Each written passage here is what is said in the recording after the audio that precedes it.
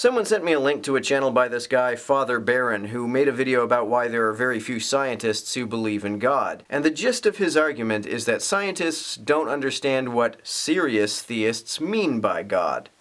Scientists, in my experience reading all these critiques, scientists rarely know what serious people mean when they use the word God. Almost invariably, when I read these scientific critiques, they assume that God is some item in the universe, some big being who may or may not exist, and let's look and find out. Let's try to see if there's any evidence, meaning physical traces of this being. Is there experimental evidence, etc.?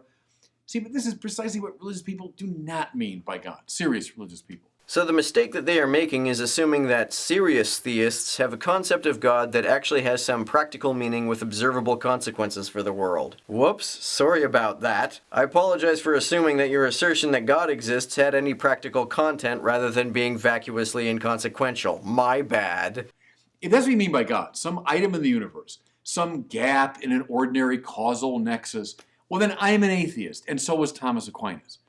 What serious people believe about God is not that he's an item in the universe that could be discovered through scientific investigation.